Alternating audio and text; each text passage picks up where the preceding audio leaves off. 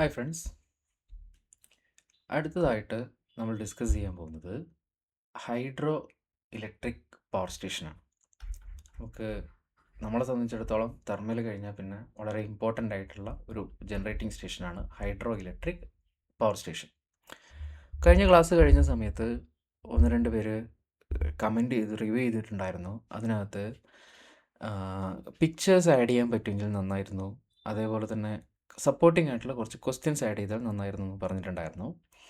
അതുകൊണ്ട് ഞാൻ കുറച്ച് പിക്ചേഴ്സ് നിമിയുടെ ടെക്സ്റ്റ് ബുക്കിൽ നിന്ന് എടുത്തതാണ്. ഞാൻ സ്വന്തമായി വരച്ചതല്ല, നിമിയുടെ ടെക്സ്റ്റ് ബുക്കിൽ നിന്ന് എടുത്തതാണ്. സോ അതേപോലെ തന്നെ ക്വസ്റ്റ്യൻസ് ഒരു 2-3 ക്വസ്റ്റ്യൻസ് മാക്സിമം എത്ര ക്വസ്റ്റ്യൻ ചെയ്യാൻ പറ്റുമോ അത്രയും ചെയ്യും. ഇപ്പോൾ ഈ ഒരു വീഡിയോയിൽ നമ്മൾ ഒരു 2-3 ക്വസ്റ്റ്യൻസ് മാത്രമാണ് ഞാനിപ്പോൾ ഇതിൽ അറേഞ്ച് ചെയ്തിരിക്കുന്നത്. അപ്പോൾ ഇനിയുള്ള വീഡിയോകളിൽ ക്വസ്റ്റ്യൻസും അതേപോലെ തന്നെ ഇമേജസും ആഡ് ചെയ്യാൻ വേണ്ടിയിട്ട് മാക്സിമം ശ്രമിക്കാം.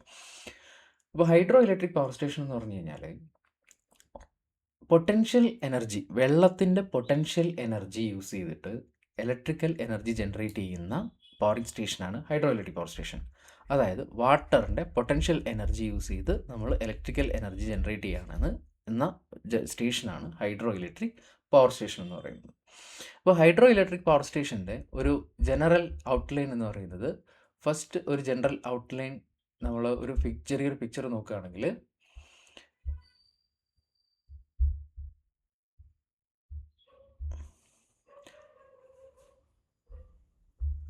ഇതാണ് ഒരു ഹൈഡ്രോ ഇലക്ട്രിക് പവർ പ്ലാന്റിൻ്റെ general outline.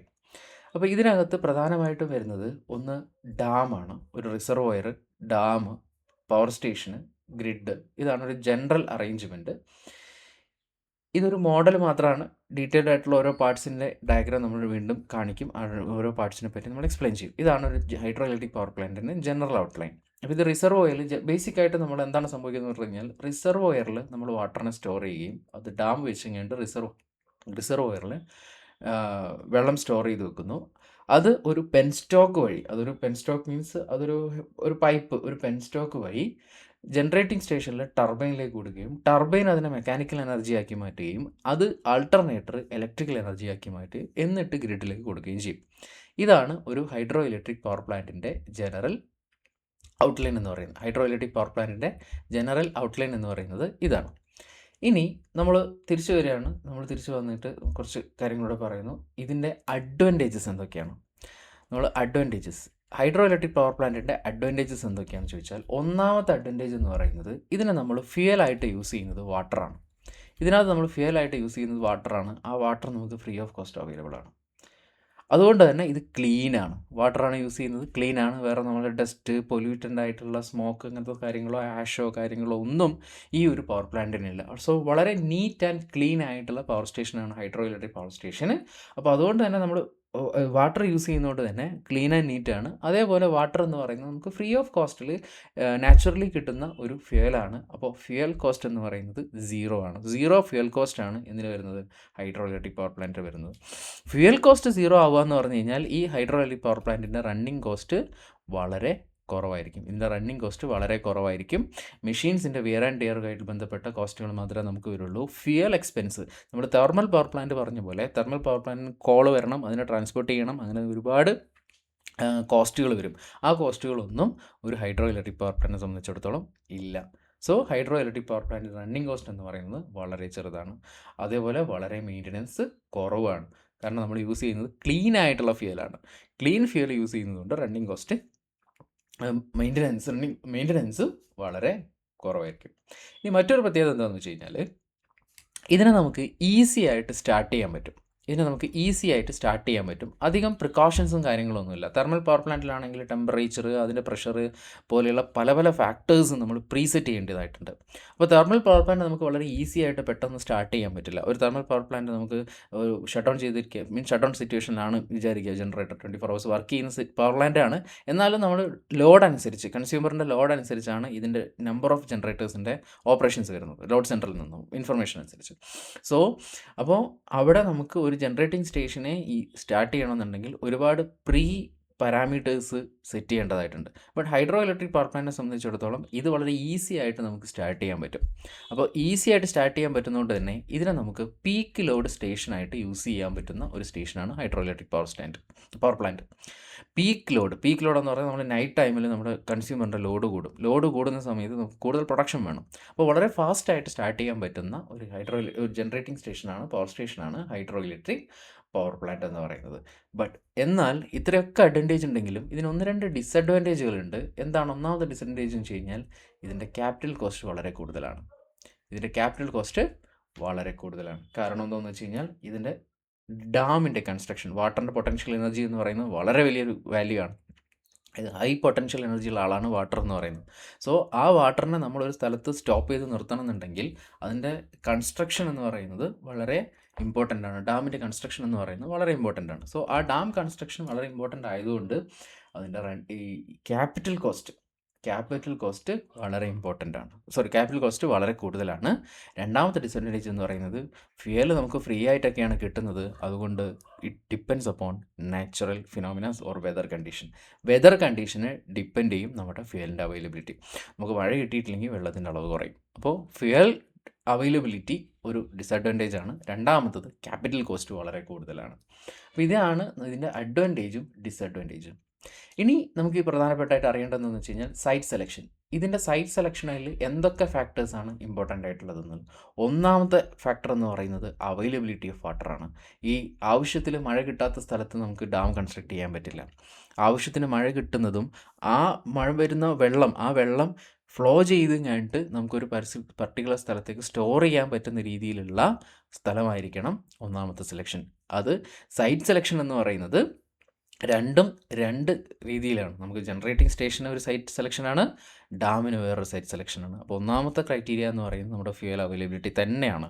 So availability of വാട്ടറിന് കൂടെ തന്നെ അതിനെ സ്റ്റോറേജ് ചെയ്യാനുള്ള കപ്പാസിറ്റിയും, സ്റ്റോറേജ് ഓഫ് വാട്ടർ, റിസർവോയറിൻ്റെ സൈറ്റ് അതും വളരെ ഇമ്പോർട്ടൻ്റ് ആണ്. അവൈലബിലിറ്റി ഓഫ് വാട്ടറും സ്റ്റോറേജ് ഓഫ് വാട്ടറും. അതായത് അവൈലബിലിറ്റി ഓഫ് വാട്ടർ എന്ന് പറയുന്നത് ഡാമുള്ള സ്ഥലത്ത് മഴ പെയ്യണം നിർബന്ധമൊന്നുമില്ല.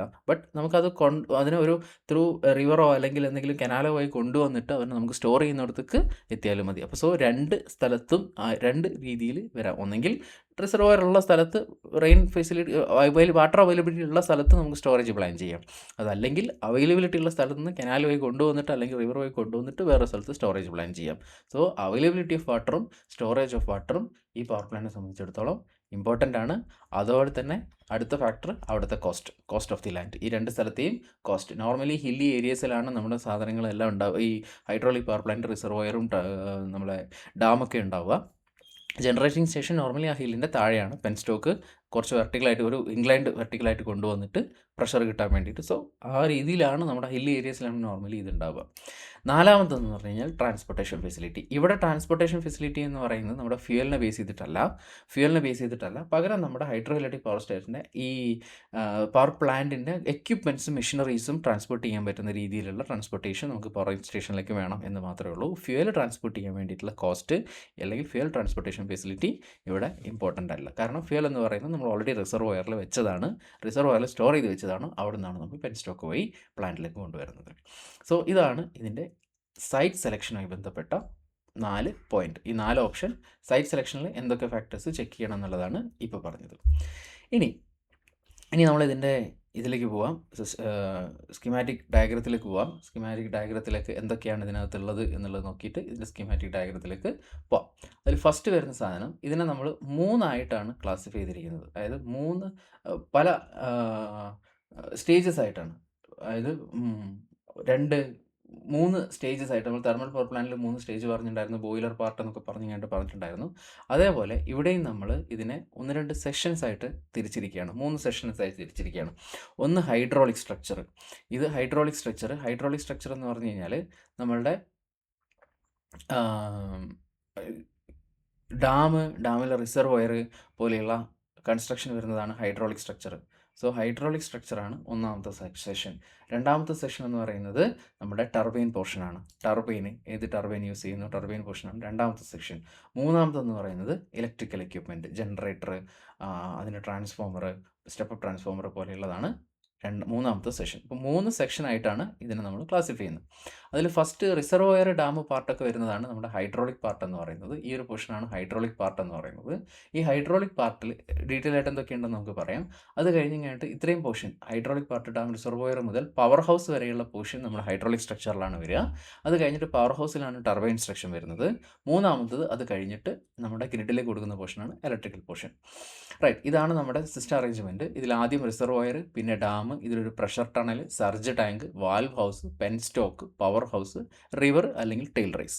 ഇത്രയാണ് ഇതിൻ്റെ പാർട്സ് എന്ന് പറയുന്നത്. ഇനി ഓരോ പാർട്സും എന്താണെന്നുള്ളത് നമുക്ക് ഡീറ്റെയിൽഡ് ആയിട്ട് നോക്കാം. അപ്പോൾ ആദ്യം നമ്മൾ ഹൈഡ്രോളിക് സ്ട്രക്ചറിലേക്ക് പോവുകയാണ്. ഹൈഡ്രോളിക് സ്ട്രക്ചറിൽ ആദ്യത്തെ പാർട്ട് എന്ന് പറയുന്നത് ഡാമാണ്. നമ്മൾ ഹൈഡ്രോളിക് സ്ട്രക്ചറിൻ്റെ ആദ്യത്തെ പോർഷൻ എന്ന് പറയുന്നത് ഡാമാണ്. ഹൈഡ്രോളിക് സ്ട്രക്ചറിൽ ഡാം എന്ന് പറയുന്നത് ഇതൊരു ബാരിയറാണ്. ഇത് വെള്ളത്തിനെ സ്റ്റോർ ചെയ്യാൻ വേണ്ടിയിട്ടുള്ള ഒരു ബാരിയർ മാത്രമാണ് ഡാം. അതൊരു വാട്ടർ ഹെഡ് ക്രിയേറ്റ് ചെയ്യുക, വാട്ടറിൻ്റെ ഹെഡ് ക്രിയേറ്റ് ചെയ്യുക. അവിടെ നമ്മളൊരു പ്രഷർ ക്രിയേറ്റ് ചെയ്ത് വെക്കാൻ വേണ്ടിയിട്ടാണ് ഡാം ഉണ്ടാക്കുന്നത്. നോർമലി കോൺക്രീറ്റ് അല്ലെങ്കിൽ കല്ലൊക്കെ എർത്ത് മൈൻസൊക്കെ മിനറൽ, അതായത് കല്ലോ പാറയൊക്കെ യൂസ് ചെയ്തിട്ടാണ് നമ്മൾ നോർമലി എന്തുണ്ടാക്കുന്നത്, ഡാം ഉണ്ടാക്കുന്നത്. ആ ഡാമിൻ്റെ സ്ട്രക്ചർ എന്ന് പറയുന്നത് ആ സൈറ്റിൻ്റെ ടോപ്പോഗ്രഫി, നോർമലി 2 മലകൾക്കിടയിലോ അല്ലെങ്കിൽ ആർട്ടിഫിഷ്യലായിട്ട് നമ്മൾ കോൺക്രീറ്റ് വഴിയായിട്ടോ ഇങ്ങനെയൊക്കെ ഡാം നമ്മൾ എന്ത് ചെയ്യാൻ പറ്റും. അപ്പോൾ ആ ഡാം ഉണ്ടാക്കാൻ വേണ്ടിയുള്ള മെറ്റീരിയൽ അവിടേക്ക് എത്തിക്കാൻ പറ്റുന്ന ഒരു ട്രാൻസ്പോർട്ടേഷൻ ഫെസിലിറ്റി ഉണ്ടാവണമെന്നേ ഉള്ളൂ. സോ ഒന്നാമത്തെന്ന് പറയുന്നത് ഡാം. ഇതിൻ്റെ പർപ്പസ് എന്താണെന്ന് പറഞ്ഞു കഴിഞ്ഞാൽ ഇതൊരു വെള്ളത്തിനൊരു ഹെഡ് ക്രിയേറ്റ് ചെയ്യുക, നമ്മുടെ ഫ്യൂവലിനൊരു ഹെഡ് ക്രിയേറ്റ് ചെയ്യുക എന്നുള്ളതാണ് ഒന്നാമത്തെ പർപ്പസ് എന്ന് പറയുന്നത്. ഇനി രണ്ടാമത്തെ പാളാണ് സ്പിൽവേസ്. ഡാമിലെ ഈ പിക്ചറിൽ കാണിക്കാത്ത ഒരാളാണ് സ്പിൽവേസ്. സ്പിൽവേസ് എന്ന് പറഞ്ഞു കഴിഞ്ഞാൽ നമ്മുടെ ഡാം നമ്മൾ കൺസ്ട്രക്ട് ചെയ്തു. ഇവിടെ നമ്മളെ ഡാം കൺസ്ട്രക്ട് ചെയ്തു. ഇതാണ് റിസർവോയർ. സപ്പോസ് നമ്മളുടെ ഒരു സീസണിൽ നമ്മുടെ മഴ ഒരുപാട് മഴ കൂടുന്ന സമയത്ത് ഡാമിനൊരു റിസർവോയർ കപ്പാസിറ്റി ഉണ്ട്. ഇത്ര മെട്രിക് ടൺ, ക്യൂബിക് ടൺ അല്ലെങ്കിൽ ഇത്രയും വെള്ളം മാത്രമേ ആ ഡാമിന് സ്റ്റോർ ചെയ്യാൻ പറ്റുള്ളൂ എന്ന് പറഞ്ഞിട്ട് ഒരു കപ്പാസിറ്റി ആർക്കുണ്ട്, ഡാമിനുണ്ട്. ഈ കപ്പാസിറ്റി ഡാമിനുണ്ട്. അപ്പോൾ ഈ കപ്പാസിറ്റിയിൽ കൂടുതൽ വെള്ളം ആ റിസർവോയറിലേക്ക് സപ്പോസ് വന്നു എന്ന് വിചാരിക്കാം. അപ്പോൾ ആ വെള്ളത്തെ നമ്മൾ ഓവർഫ്ലോ ചെയ്ത് കളയണം. ആ ഓവർഫ്ലോ ചെയ്ത് കളയാൻ വേണ്ടിയിട്ട്, ആ സിറ്റുവേഷൻ നമ്മൾ ഓവർഫ്ലോ ചെയ്ത് കളയാൻ വേണ്ടിയിട്ട് സർപ്ലസ് ആയിട്ടുള്ള വാട്ടറിനെ ഡിസ്ചാർജ് ചെയ്യുക. ഓവർഫ്ലോ ചെയ്യുക അല്ലെങ്കിൽ ഡിസ്ചാർജ് ചെയ്യുക. സർപ്ലസ് ആയിട്ടുള്ള വാട്ടറിനെ ഡിസ്ചാർജ് ചെയ്യാൻ വേണ്ടി നമ്മൾ യൂസ് ചെയ്യുന്ന ഡാമിലുള്ള ചെറിയ ഔട്ടർ പുറത്തേക്ക് പോകുന്ന വേസിനെയാണ് നമ്മൾ സ്പിൽ വേസ് എന്ന് പറയുന്നത്. ഇതിനെയാണ് നമ്മൾ സ്പിൽ വേസ് എന്ന് പറയുന്നത്. മൂന്നാമത്തതാണ് ഹെഡ് വർക്ക്. ഹെഡ് വർക്ക് എന്ന് പറഞ്ഞു കഴിഞ്ഞാൽ നമ്മൾ പെൻസ്റ്റോക്കിലേക്ക് ഡാമിൻ്റെ സൈഡിൽ നിന്ന് ബോട്ടം പോർഷൻ എന്നാണ് പെൻസ്റ്റോക്കിലേക്ക് എടുക്കുക. അപ്പോൾ പെൻസ്റ്റോക്കിലേക്ക് വെള്ളത്തിനെ ഇങ്ങനെ നാരോ പാത്തിലേക്ക് കൊണ്ടുവരാൻ വേണ്ടിയിട്ട് ഡാമിൻ്റെ അവിടെ ഉൾഭാഗത്ത് നമ്മൾ കുറച്ച് കൺസ്ട്രക്ഷൻ വർക്കുകൾ, ഒരു സിവിൽ വർക്കുകൾ ചെയ്തു വയ്ക്കും. അതിൻ്റെ പർപ്പസ് വെള്ളത്തിന് വളരെ സ്മൂത്തായിട്ടൊരു ഫ്ലോ കിട്ടുക, ആ നാരോ പാത്തിലേക്കുള്ളൊരു സ്മൂത്തായിട്ടുള്ള ഫ്ലോ കിട്ടാൻ വേണ്ടിയിട്ട് നമ്മൾ അവിടെയുള്ള ഒരു പ്രഷർ, പെട്ടെന്നുള്ളൊരു ഹൈ പ്രഷർ പെൻസ്റ്റോക്കിലേക്ക് വരാതിരിക്കാൻ വേണ്ടിയിട്ട് നമ്മൾ സ്മൂത്തായിട്ടുള്ളൊരു ഫ്ലോ കൊടുക്കുക എന്നുള്ള പർപ്പസാണ് നമ്മുടെ ചെയ്യുന്നത്, ഹെഡ് വർക്ക് ചെയ്യുന്നത്. അത് ജസ്റ്റ് പെൻസ്റ്റോക്കിൻ്റെ അല്ലെങ്കിൽ ഈ ഒരു പ്രഷർ ടണലിൻ്റെ, പെൻസ്റ്റോക്കിന് മുമ്പ് ഒരു പ്രഷർ ടണലുണ്ട്. പ്രഷർ ടണൽ എന്ന് പറഞ്ഞാൽ പെൻസ്റ്റോക്കിൽ ആവശ്യമായ പ്രഷർ മെയിൻറ്റെയിൻ ചെയ്യാൻ വേണ്ടിയിട്ടുള്ള വെള്ളത്തിനൊരു ഒരു ലോങ് ട്യൂബാണ്. ഒരു ട്യൂബ് പോലെ അല്ലെങ്കിൽ ഒരു കനാൽ പോലെ, ഒരു പൈപ്പ് പോലെ, ഒരു വെർട്ടിക്കലായിട്ട് വെക്കുന്ന, ഹൊറിസോണ്ടലായിട്ട് വെക്കുന്ന ഒരു പോർഷനാണ്. അവിടെ എന്താ ചെയ്യുന്നതെന്ന് വെച്ച് കഴിഞ്ഞാൽ പെൻസ്റ്റോക്കിലേക്ക് പെട്ടെന്നൊരു പ്രഷർ വരാതിരിക്കാൻ വേണ്ടിയിട്ടാണ് നമ്മൾ അങ്ങനെ ചെറിയൊരു ഡിസ്റ്റൻസിൽ പ്രഷർ ടണൽ വെക്കുന്നത്. സോ അതിലേക്കുള്ള വാട്ടർ ഫ്ലോ സ്മൂത്ത് ആവാൻ വേണ്ടിയിട്ട് ചെയ്യുന്ന വർക്കുകളാണ് ഹെഡ് വർക്ക് എന്ന് പറയുന്നത്. ദെൻ നെക്സ്റ്റ് എന്താണെന്ന് പറഞ്ഞു കഴിഞ്ഞാൽ ഇനി അടുത്ത ആളാണ് സർജ് ടാങ്ക്. സർജ് ടാങ്ക് നമ്മൾ ഒരു ലിമിറ്റേഷനോ അല്ലെങ്കിൽ ഒരു പ്രൊട്ടക്ഷനോ ഇല്ലാതെ നമ്മൾ ഡയറക്റ്റ് ആയിട്ട് പെൻസ്റ്റോക്കിലേക്ക് വെള്ളം കൊടുത്തു കഴിഞ്ഞാൽ വെള്ളത്തിൻ്റെ പ്രഷർ വളരെ വലിയ പ്രഷറാണ്. അപ്പോൾ വളരെ വലിയ പ്രഷർ നമുക്ക് ടർബൈനിലേക്ക് കൊടുക്കുമ്പോൾ ഒരുപാട് ഡിഫിക്കൽട്ടീസ് അല്ലെങ്കിൽ ഡാം തന്നെ പൊട്ടിത്തെറിക്കാനുള്ള സാധ്യതകളുണ്ട്. അപ്പോൾ അതുകൊണ്ട് പെൻസ്റ്റോക്കിൻ്റെ ഒരു പ്രൊട്ടക്ഷൻ ഡിവൈസ് ആയിട്ടാണ് എന്ത് ചെയ്യുന്നത്, ഈ സർജ് ടാങ്ക് വർക്ക് ചെയ്യുന്നത്.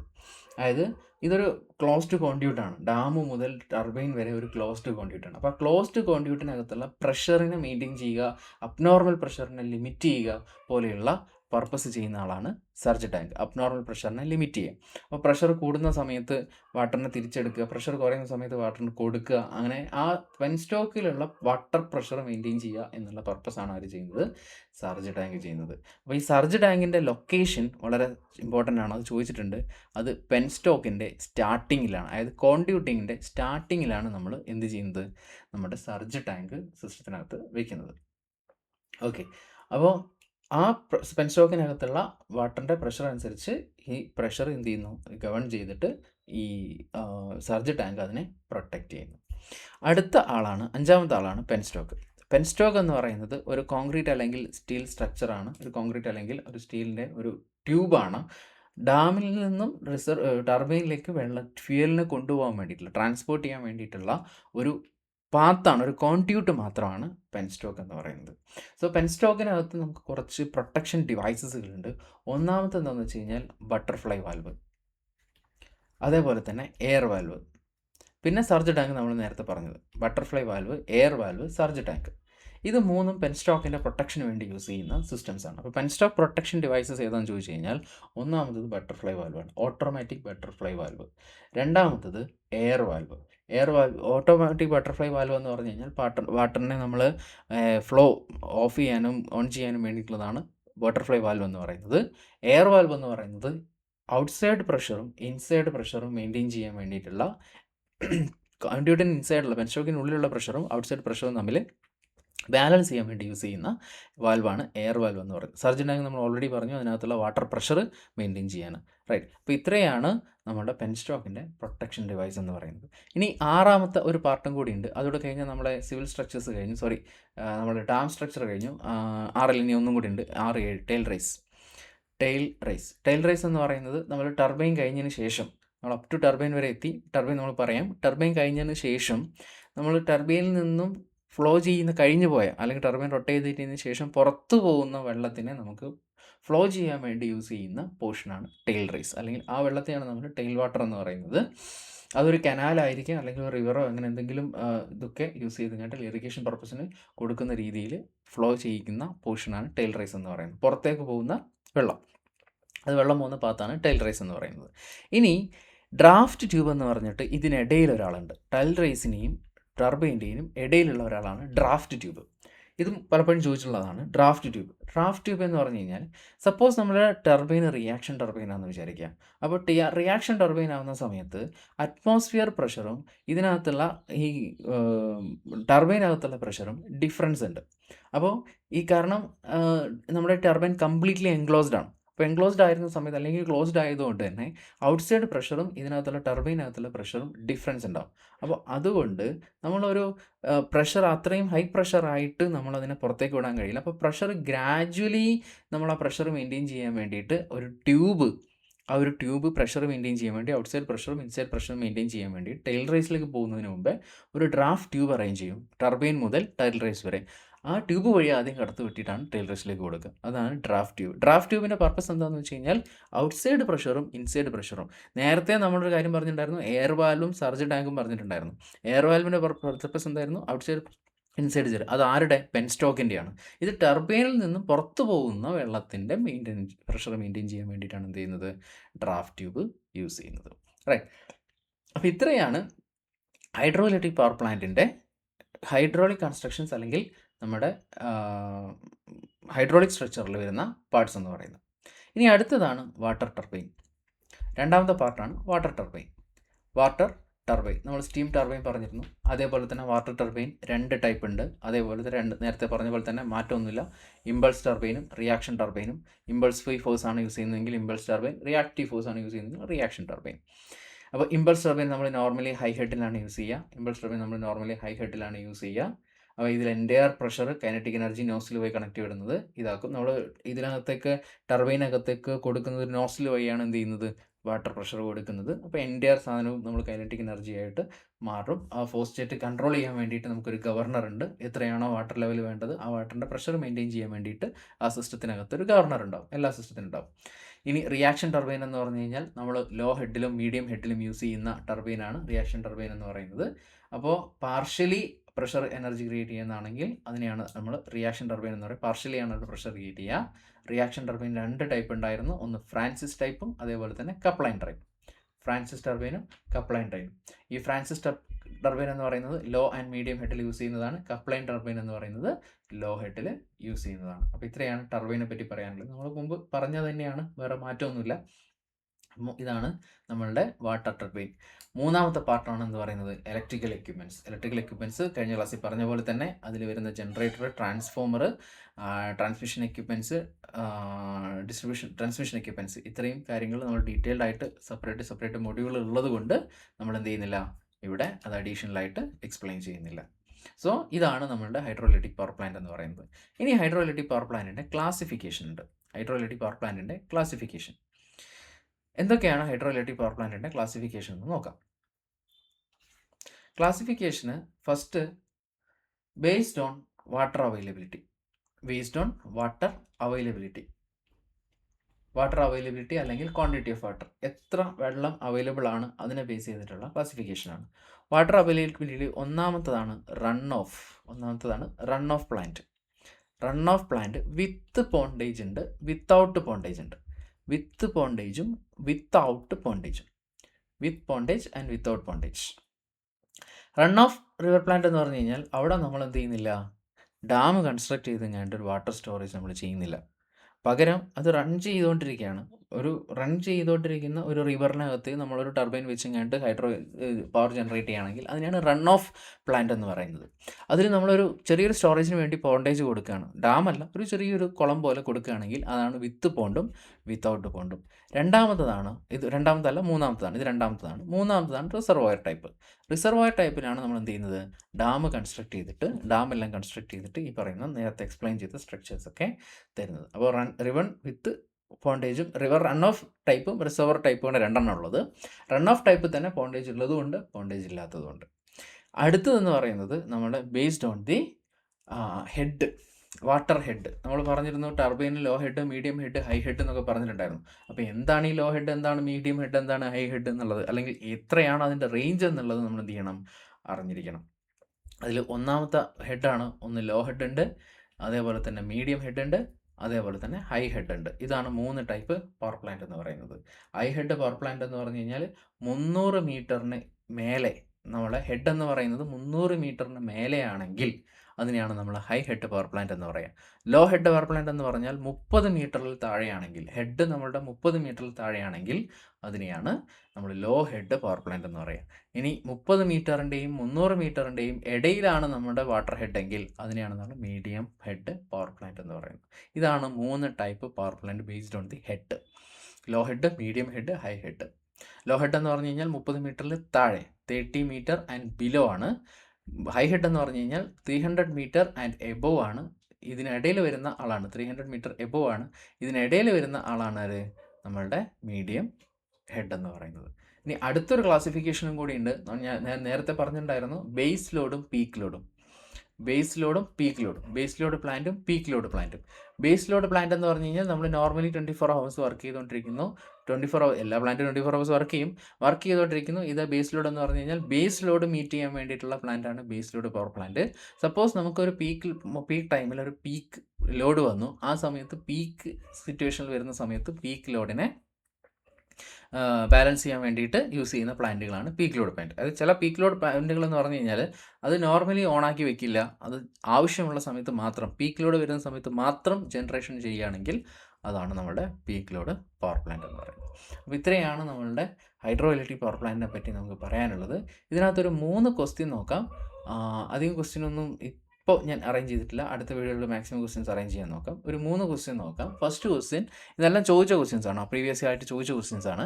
Which of the following is the cheapest plant in operation and maintenance? അതായത് നമ്മുടെ അഡ്വാൻറ്റേജും ഡിസഡ്വാൻറ്റേജും പറഞ്ഞ സമയത്ത് അവരിൽ നിന്ന് ചോദിക്കുന്ന ഒരു ക്വസ്റ്റ്യൻ ആണ്. Which of the cheapest power plant എന്ന് പറയുന്നത് ഹൈഡ്രോ ഇലക്ട്രിക് പവർ പ്ലാന്റ് ആണ്. നെക്സ്റ്റ് അടുത്ത ക്വസ്റ്റ്യൻ എന്ന് പറഞ്ഞാൽ ഏത് ടൈപ്പ്, ഞാനിത് വീഡിയോയിൽ പറയാത്തതാണ്, ഏത് ടൈപ്പ് ആൾട്ടർനേറ്ററാണ് നമ്മൾ the type of alternator used in hydro electric power സ്റ്റേഷനിൽ യൂസ് ചെയ്യുന്ന ടൈപ്പ് ഓഫ് ആൾട്ടർനേറ്റർ. നമ്മൾ ആൾട്ടർനേറ്റർ ഇലക്ട്രിക്കൽ കൺസെപ്റ്റും കാര്യങ്ങളെല്ലാം നമ്മൾ അതിന് ഡീറ്റെയിൽഡ് ആയിട്ട് ആ ടോപ്പിക്കുകൾ ആൾട്ടർനേറ്റർ എടുക്കുമ്പോൾ പറയുമെന്ന് പറഞ്ഞത്. ബട്ട് ഇതുമായിട്ട് റിലേറ്റ് ചെയ്ത ക്വസ്റ്റൻ ആയതുകൊണ്ട് ഞാനിവിടെ ആഡ് ചെയ്തു എന്നുള്ളൂ. സാലിയൻറ്റ് പോൾ ടൈപ്പ് ആൾട്ടർനേറ്ററാണ് നമ്മൾ നോർമലി ഇവിടെ യൂസ് ചെയ്യുന്നത്, ഹൈഡ്രോ ഇലക്ട്രിക് പവർ പ്ലാന്റിൽ യൂസ് ചെയ്യുന്നത്. അടുത്തത്, for high head and low head discharge the water turbine used is Pelton wheel. High head and low head discharge, high head low discharge, right. High ഹെഡിൽ use ചെയ്യുന്ന turbines ആണ് Pelton turbines. നമ്മൾ നേരത്തെ പറഞ്ഞിട്ടുണ്ടായിരുന്നു 2 type ടർബൈനിൽ law ഹെഡിൽ ഏത് use ചെയ്യുന്നു, high ഹെഡിൽ യൂസ് ചെയ്യുന്നു ടർബൈനുകൾ പറഞ്ഞിട്ടുണ്ടായിരുന്നു. അപ്പോൾ ഇത്രയും ക്വസ്റ്റ്യൻസ് ഒരു 3 ക്വസ്റ്റ്യനെ മാത്രമേ ഞാനിവിടെ ആഡ് ചെയ്തിട്ടുള്ളൂ. ഇനിയുള്ള വീഡിയോകളിൽ ഞാൻ കൂടുതൽ ക്വസ്റ്റ്യൻസ് ആഡ് ചെയ്തുകൊണ്ട് വീഡിയോ മോഡിഫൈ ചെയ്യാൻ വേണ്ടി ശ്രമിക്കുന്നതായിരിക്കും. Okay, will see you in the next video. Thank U.